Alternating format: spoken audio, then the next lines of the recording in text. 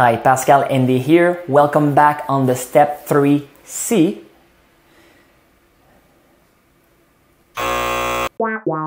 Hey, hi, welcome back. Pascal Andy here, co-founder at Firepress. You are watching the step 3C. I want to show you 3 more things you can do when publishing your website. So quoting, little paragraph, and quoting. Okay, let's do this. Quoting. It's a title. Then where's the quote? So sometime, this is good. Okay, this is our quote. Markdown help. Quote, quote. You see this guy? Is this sign or this shortcut? Control Q. Let's try that.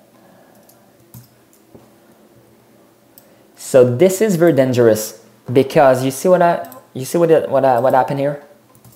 If I do this, I have this pop-up, hey, do you want to leave this site, right? So this is a shortcut which is universal for basically all software. It's easy to quit your browser with this shortcut. So stay, and I never use this shortcut. This is a bad shortcut, Control Q. So forget about that and just put this sign yourself. It's a greater than, and I can scroll here, and here is the quote. Save, and let's preview things. Let's preview. Very good. Okay. Need some space, and this is a title. And then, okay, what's the end here? What's the purpose? Okay, the purpose is to put this horizontal bar. Let's do this. No shortcut, just do minus sign, minus sign, minus sign. You're done. Boom. Okay? Next. Here I put 2 space because this is what we've done everywhere, but it doesn't matter if you put 1 or 2, okay? It always be 1 real space. Here it's 1 real space everywhere. What we want to do here, working with code. How does it look? Working with code, so got a streak of a geek. Okay, so in this example, this is a snippet that Google Analytics give you when you want to get analytics out of your website. So you need to copy paste this little guy in your website, and this is an example. But if you want to share some kind of code which is not like pure English, you can do this. How can we do this? So working with code, and here's my code. So right now, how does it look if I do this?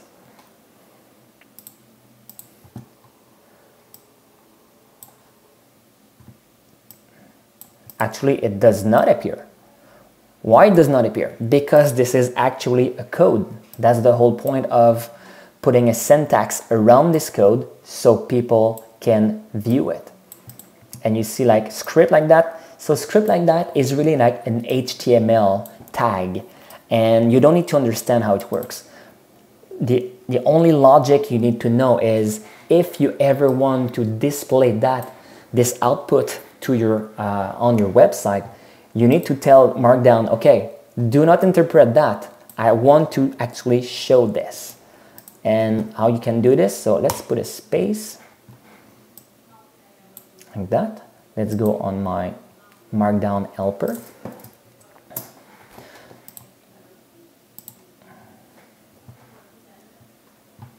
And I'm looking for code. Okay, and you see inline code, it's Command Shift key. Okay, so let's say I need to select that and Command Shift key, and it add this at the beginning and this at the end. Let's see what's gonna do here. And you see here your preview only show you that, okay? It doesn't show you this fancy box like that. So this is perfectly normal. Let's refresh that.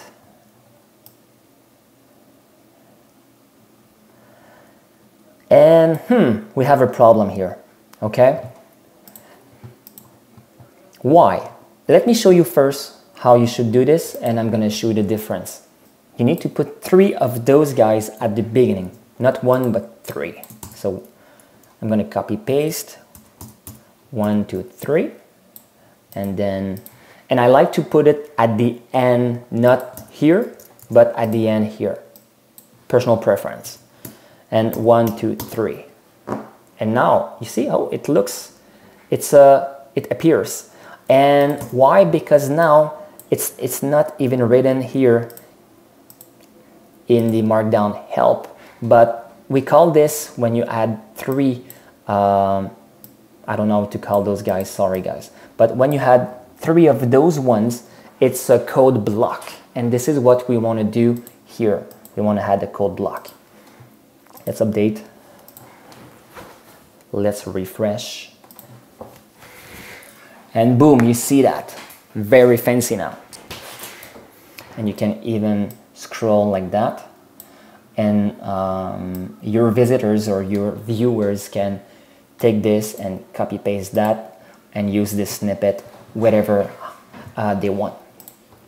Now, why someone would like to use only one of this is sometimes maybe you want to say you could use this snippet, and I'm writing like really like pure bullshit, okay?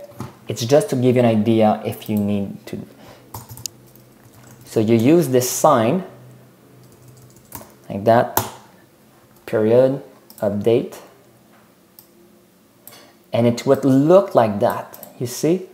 The formatting for this guy is different, and it looks like that. And this is what you can see in the markdown helper. So when you use one of this, it will look like this, and when you use 3, it will look like this. And usually this is for snippet which has more than 1 line. You want to use this block. Okay, let's move on. The last thing here, YouTube videos, so important, right? Let's put a space. Let's put a title with this guy, and add a picture here. Actually, it should be a video here, right? So add a video here. How can we do this? Let me save before going outside. I'm gonna go on YouTube, and I'm gonna preach for my projects here, and I want to use this video. Hey guys, Pascal Indy here for the... Okay, looks good. You can go on share, and you have 3 kinds of share. So usually when you share something on YouTube, you share just this link. Let me copy paste it just to make sure we actually understand each other. So let me delete that, and I copy paste, and this is a link. Okay, this is not what we're gonna do. If you do this, it's a pure link. So we saw how links work. Let me refresh. This is a link like that. Okay, so if I click on it, it's gonna work, but I want it to play on my website. So we need to embed, right? This is the technical word to say the action we want to do. So I go here, not share. I want to embed. Oh, share the playlist. If you want to play just this video, maybe it's a good idea to uncheck that. And you see this iframe, you see a resolution, you see a link and stuff. You don't need to understand. You need to understand that, oh, this is a snippet. So double click on it, and everything is going to be highlighted. Okay, so double, or it's kind of a triple. So triple click. All right, then you can copy, go back here. I'm going to delete that and paste. And you see, again, looks complicated, but you only need to understand that, oh, this open a snippet, It's an iframe, and whatever it means, an iframe, and then the iframe ends, okay? And I know it ends because of this slash. So this guy. That's it. So everyone on the web, every bloggers on earth can do this, and I'm sure you can. So it's safe, and let's see what we have. Refresh. Awesome. And actually, maybe you saw the resolution here, and the one thing which is cool is that you never need to bother about that. Why? Because your mobile first website is absolutely responsive, and it's going to make sure that your videos are always having the optimal size. So you see, like if I go on this content, this content is about always like that large, right?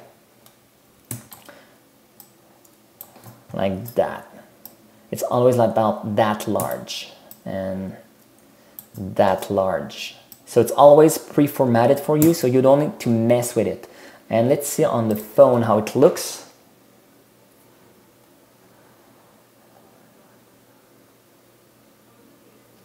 And you see it's like text, it's formatted like that. Here on the code I can scroll left, right. And on the phone I can play it this way. All right, very cool.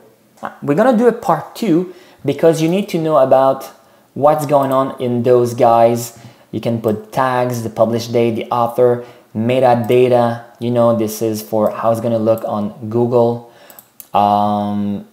What if you want to rename that?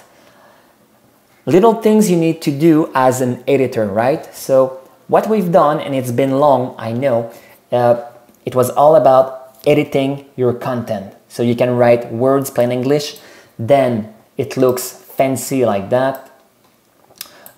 Bad example, but it looks fancy like that. And now you're ready to publish, and you want to polish your content, and this is what we're gonna do next. All right, so finally we have a great post, and more than that, now you know how to do any post for yourself on your website. You know how to publish any kind of content, integrate image, video, format, titles, links, everything you need to know right now, you can do it. So I know it was not that short, but at least for the rest of your life, you'll be confident that you are owning your destiny on the web and that you're owning your digital self. Please email me and just tell me something like, that was cool, that was too slow. Give me some feedback about those videos so far. Write back to me at relations@firepress.org. Let me know and help me to help you in the future. Now it's time to move on to step 4, where you're gonna learn how to optimize your content for Google, Bing, Yahoo, and all those guys.